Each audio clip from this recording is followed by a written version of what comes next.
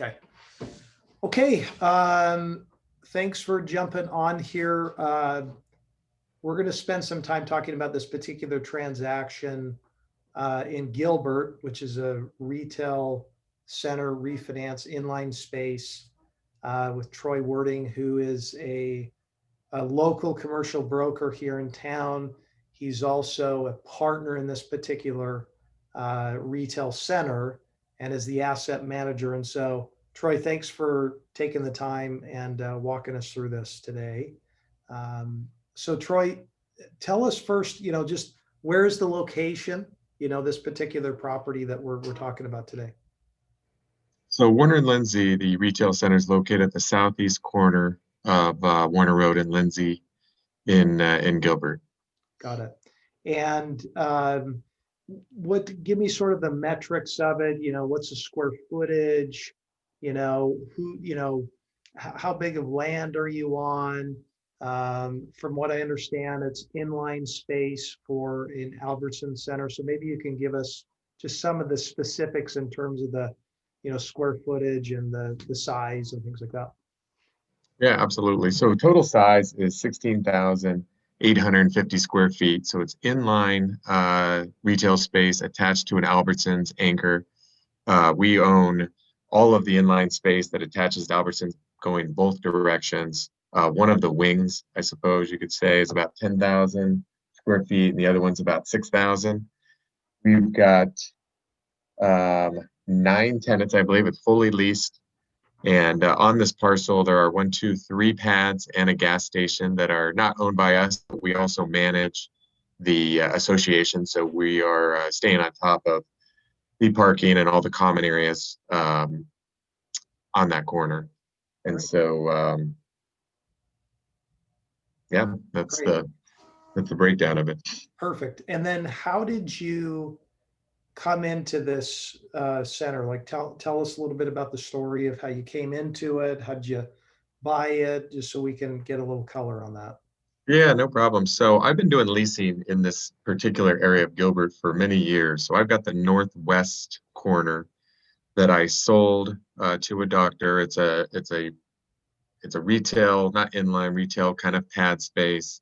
It's got a restaurant, medical, dental, and a salon suite. So I sold that to a doctor. I've done all the leasing there. I've resold it once, and I've also assisted in property management. So through that process, I've gotten to know that immediate area. I love the demographics of that area, and the leases that I did there were in the mid $20 per square foot. So very aggressive. No tenant has ever left. In fact, I've done 2 early renewals. And so when the property across the street came up about a year ago at a 7.75 or 7.25, and we ended up getting it for about a 7.75 cap, I thought, not only is that above market cap rate, but the lease rates on the center, on the subject property we're talking about, are anywhere from 13 to 21 on the high side, but really average about $15 to $16 a square foot. So in my mind, of being a property manager and broker, I saw most of the value, or a lot of the value, in the not only renewals of all the tenants that are coming up for renewal, but the ability to maybe expand them higher up on lease rates. So I'm pretty active in that area. And even at mid 20s across the street, you just go down either street about a mile, you're going to be in the 30s. So I feel like we've got that center location that has been there, for probably 15, 20 years. So it's an established retail center. Most of the tenants have been there since the beginning, and have done very well. And I don't see them, the risk of losing them seems very small to me, being in this, and love the idea of being able to push those rents maybe a little bit, or if nothing else, keep them right at the 3% increases that we have, and be able to keep these tenants long term and have the security knowing they can't just go across the street, so to speak, and find equivalent retail space at equivalent pricing. That's great. And how do you know about how old the center is when it was built, roughly? Off the top of my head, I do not. They- unfortunately. We have done some research on the Albertsons. Maybe when I'm talking here, Yeah, I'll try to, yeah, because we do have an appraisal on it. But through this process, we were told and discovered and validated that Albertsons put in about what I'm being told $3 to $4 million in a remodel to their interior. That was probably about 2.5 years ago. So it's about a year and a half before we purchased it. Um, and it's one of the bigger and probably nicer ones that I've ever seen. Totally redid their liquor department on one side, their pharmacy on the back. They have a full butcher, and it's really the only grocery store within maybe a 2 mile, 2.5 mile. Grocery stores can tend to get stacked on top of each other, but this one really has a stronghold in that immediate area, and so there's little competition. Um, do you know and about then how I long, will. do you know about how long they have left on their lease? I don't because they own it. Oh, they So own when it. we Okay, so they they own own it, the tenant. yeah, Okay, all right. they own it. Yeah, we've It's a shame. tried to get numbers and it's been tough. I will tell you that there's also a cell phone tower lease at this location, Okay, and that cell phone tower, um, they pay. It's a Verizon. It's a huge one. I think they have a 10 or 20 year lease, but they pay $2,000 a month. And sometime before we purchased it, Albertsons needed to sign off on the cell tower that again is on our property. But in order for them to sign off on the cell tower lease, they negotiated to receive half of the rent of that. So we actually split with Albertsons, which is okay, ownership of that lease. And so they're vested in that corner. Not saying $1,000 a month sure. is something, but they own that. They own half of that lease. And I just got off a call with them last week to go over our 2021 budgets for CAMs, and they spoke very highly, as much as they can. I mean, they run 300 of these in the West Coast, but so very highly of the location, and we're about ready to redo some parking lots and stuff like that, and they're very amiable to paying their fair share, which is a considerable amount of it. But so we've got a good relationship with them, and they seem to be doing very well. That's great. Give us a sense for who some of the tenants are in your inline space. Who are we talking about? Yeah, so I'll go over them real quick. So on one side of Albertsons, we have a jiu-jitsu, a Gracie. They've won several championships the last 3 years. I was on their website. They've been around for a while. In fact, they expanded from a smaller space within the inline to get to, I believe, about 3,000 square feet. So they started 1,800. They blew that up. Um, Great tenant, been there a while. Our lowest rental rate too at 13.50, $14 a square foot. So they take up they're our largest tenant, but they're also our lowest rent. And again, they've been there for a very long time and expanded into that space. Next to them is a physical therapist. It's been there for a while. Um, and that's that side, which is about 5,100 feet. So the jiu-jitsu is 3,600. PT is 1,500. And then on the other side, we've got let's see, a dry cleaner, an adult daycare. It's a government lease. Little Caesars Pizza, Pool Works, who has multiple locations. Kumon Learning Center, again, multiple locations. Crowned Egg is probably one of our newer tenants as a restaurant. And they have been doing very well even with COVID and have not asked for any type of rental relief. We have a nail salon that's been there for a while. AZ Hair Co. I believe they have two locations. They've been there for a while. And then the cell tower lease has been there for a while. So that's kind of our tenant list. Okay. We have one tenant coming up for renewal in 2022, but other than that, we're pretty steady for the next year and change. And then about every year, we have one tenant coming up, one or two. So being the asset manager, and actually the property manager, even though I have a company that does that, I assist in the financial reconciliations. We'll stay on top of those and look to early renew some of these, 6 to 12 months in advance if we can. Yeah, that's great. And so, as you know, you're on the front lines. You're dealing with these tenants every day. how has everybody fared through the COVID at this point? Everybody, and I asset manage several properties, and I would say this one by far has fared better than others. Okay. Um, Normally, you expect the restaurants to be hit and asking for rental relief. They have not, and so we're happy about that. They did do takeout orders, and I think it's kind of a family run. They really got a stronghold in that immediate area. Nicest couple, that salt to the earth, and so I think people really respond to that. Um, we bought it in May, and so since we purchased it, I'm sorry, prior to us purchasing it, three tenants had asked for May base rent to be deferred. Okay. And so one of them ended up not taking it. So the other two asked for a rental deferment for May. And the terms of paying that back would be up to us after we closed. And so one paid us back the month later. They didn't want to do any more deferment. They just said, you know what, we did better than we thought, and we were a little conservative.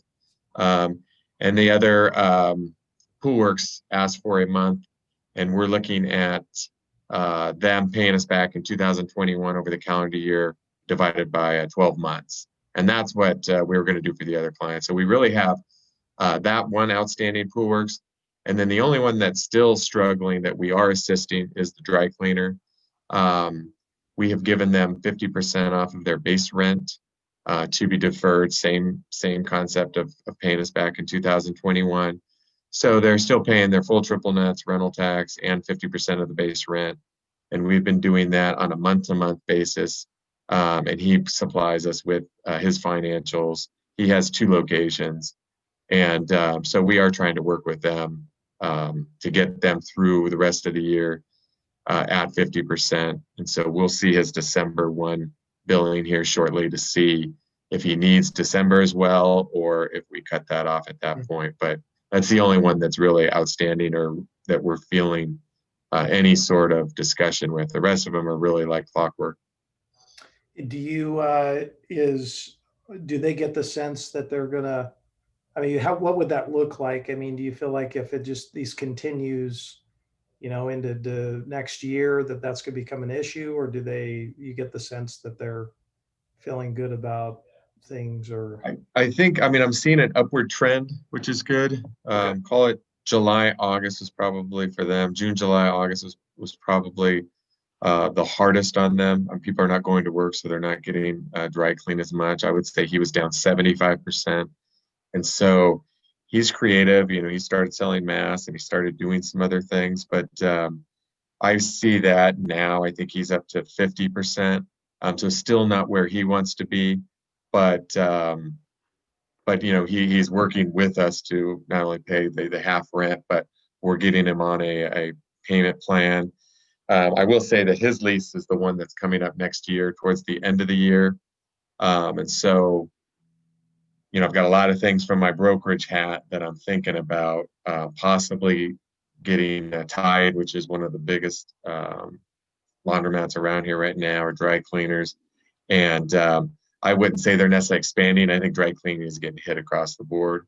But, people do think starting next year, nothing's going to be quite the normal, but people will start getting back to work.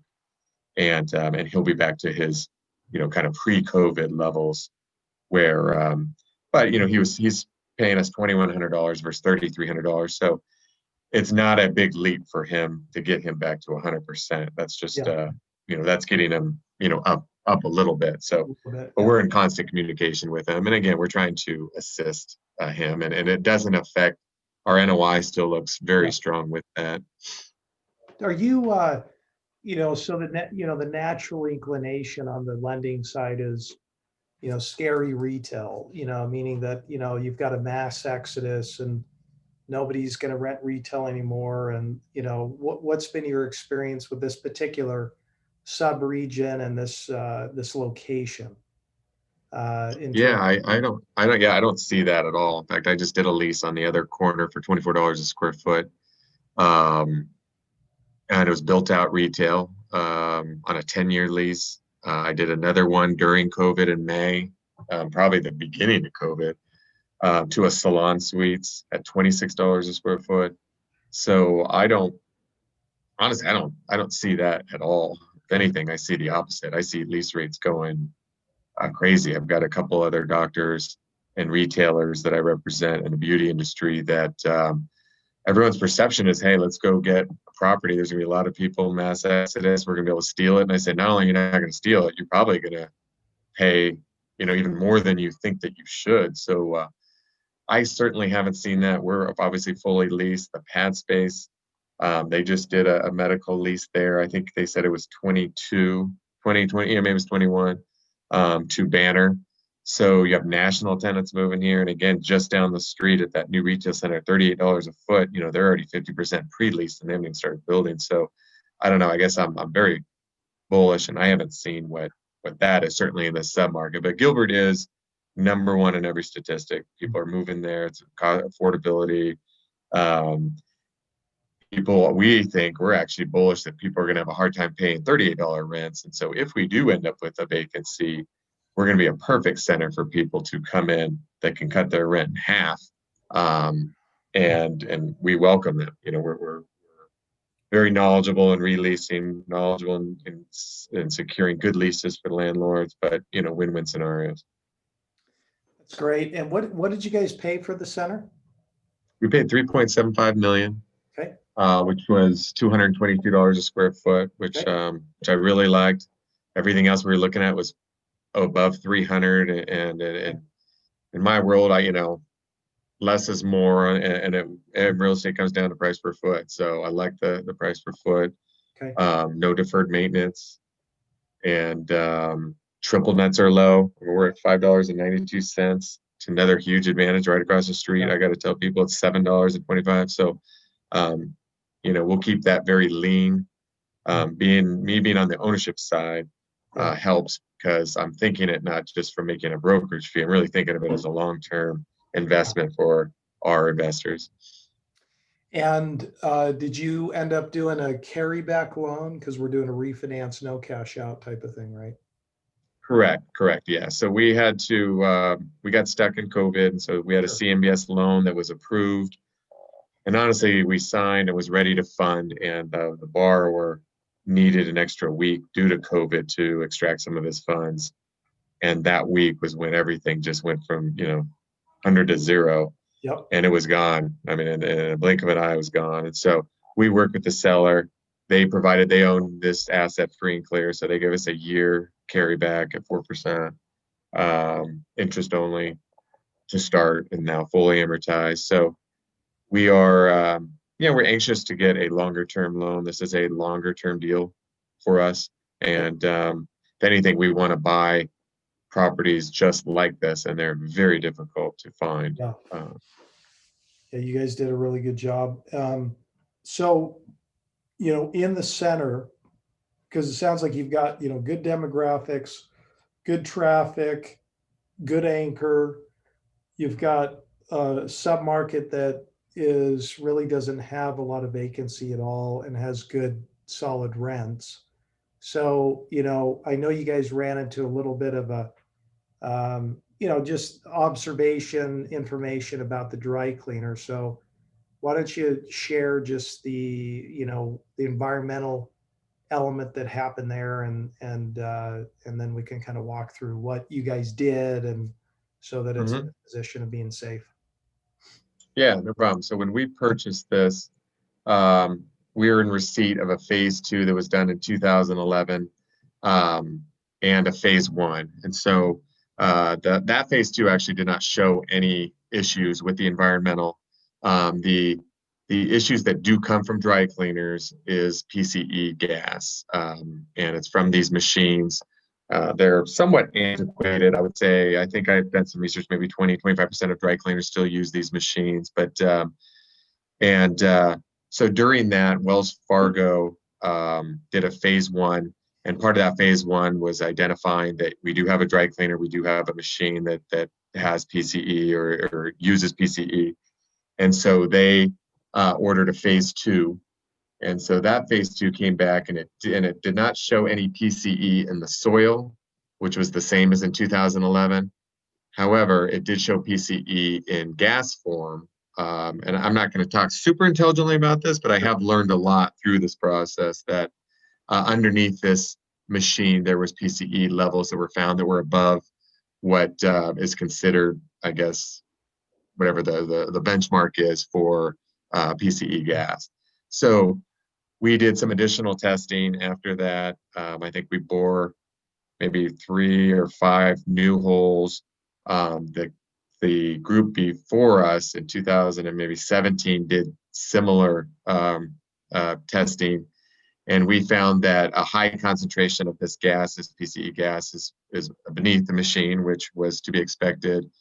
And then it was deemed that as it got away from the machine, that it was lower levels. So one of the concerns for us was, is it going to affect the houses next door? So it was deemed that no, it won't. It was well below the levels halfway between our building and the houses. So that was deemed no. They went pretty low and noticed that it got less and less the deeper it went. So there was no, again, I don't want to say there's no concern, but it was kind of ruled that the groundwater was not polluted or would ever be polluted. So the recommendation from the phase 2 consultants and Wells Fargo, for that matter, was to insert or do what they call basically a machine that pulls the gas out of it. And there's a name that people use for this. And I'm not going to know what that is, but it's basically SSDS system. So it's a sub-slab depressurization system. I guess everybody in this environmental world, it's a very common thing to do when you have PCE or any kind of gas in these dry cleaners. So we got a proposal for that from the company that after we closed, it was not, we did not necessarily have to do it, but we wanted to proceed with the recommendations of the professionals. And so we had them go out just about a month ago, maybe a couple months ago, with the permission of the dry cleaner. And they drilled down, I believe it's about 6 inches. I can send you all this information, but have a pipe, and there's a motor at the top and plugged into our electric outlet. And they secured everything to the roof. So basically it sucks out gas and puts it out into the environment. And they say it's not harmful in gas form above to shoot it out. So it's really just taking those those gases and taking them out of the street. And so that was completed. That was the recommendation of the phase 2. And so that was completed. And then did they come out, or was that any kind of, was that just satisfactory to the environmental engineer where they said, hey, this is, to us, it's Well, when we had Wells Fargo, their recommendation, because they have an entire environmental department that handles this, and they say that's unfortunately it's very common now with these machines, but they were having us go 6 to 12 months after for additional testing to make sure, okay, we had these levels now you have this machine, and now presumably those levels have dropped. So we're not at that 6 month or 12 month, and to be honest, we don't have Wells Fargo mandating us to do that, but we do expect the new lender, and we will do it either way just to see if it's working. Do we need to do additional mitigation matters? And so we are on standby right now to let the machine work for 3 months. We'll probably do a 3-month test, and then maybe 3 months, and so forth. So we're on standby now while the machine starts doing what it's supposed to be doing. Okay. And then depending on each lender's recommendations, I know we've signed environmental indemnities, and I know there'll be a lot of that. But we will, being the asset manager, we want to make sure that that this machine is not leaking or producing any PC gas, and we are pulling it from the subsurface. And then, to be honest, when they come up for renewal, I'm starting to look at options of removing that machine, converting that machine into a green machine, which is expensive. We do have an account set up to handle environmental matters, whatever that may lead to. We're ready to to tackle it and get it going for us for the long term. Did they, do they see any risks that, I mean, you kind of look at all this and did they say, hey, here's worst case scenario kind of thing? Did they, paint some sort of picture there or not? Um, the houses next door was a biggie. I say biggie. I mean, that's where everyone goes to. Are you harming humans? So that's a big deal. And no, we're not. In fact, not even close. So Okay. other than that, I don't think so. There was no doom and gloom. You know, it was kind of a, hey, this is the reality. There's millions of articles on it. So I've been kind of reading up on it, or at least I was at the time. And people don't like to hear the word environmental Yeah, issues. correct. Um, but this one is, from my understanding, very common in the dry cleaner world. And there are some states, I want to say New York, that are, if you open a new dry cleaner, these machines are not, they're just not allowed to be used. And so anyone opening a new dry cleaner now is probably not buying this type of This machine. kind I of mean, it is equipment. an Yeah. antiquated Okay. machine. They do all their dry cleaning in-house, a lot of dry cleaners now. People have a 100,000 square foot warehouse somewhere, they send it out, it comes back 2 days later. Cost a little more. He runs two operations out of this machine. He has people there that are actually doing it all. So um, I know that the cost will go up. But again, we're here to either assist him or get a new one that, like a Tide, where there's not one around within a few miles. So I've already started kind of researching Plan B, but we got a year to consider our options there. That's great. It's a small And suite. so, okay, that all makes sense. So basically, the ask then, Troy, at this point is refinance the first, which is how much do you owe on the first right now? 2, 2.625. 2.6 million? 2.62, yeah, 2.625. Obviously, we are hoping to get fees in there. Sure. But yeah. But yeah, exactly. So refinance that, roll in some of the fees for closing, 25-year amortization fixed for 7 to 10 years. Is that what you're generally Yeah, work? yeah. We're hoping for 10, but we understand, it's somewhat out of our control. Sure. Yeah. The loan from Wells that we're very close was actually a 30-year am, but it was a 10-year fix. So again, we look at this as a long-term hold, so longer the better. But we're here to do what we can. That's great. Well, that's great. Well, this is a good, overview of the history, how you came into it, your personal experience and expertise in that submarket, helping get a grassroots as to why this is a great retail center and that it's not, usually okay just to paint a broad brush that all retail is not doing well because it's obviously Gilbert has been really, really successful. So I appreciate you coming on today and sharing this. And I know this will be real helpful for whoever it is that ends up providing the financing. So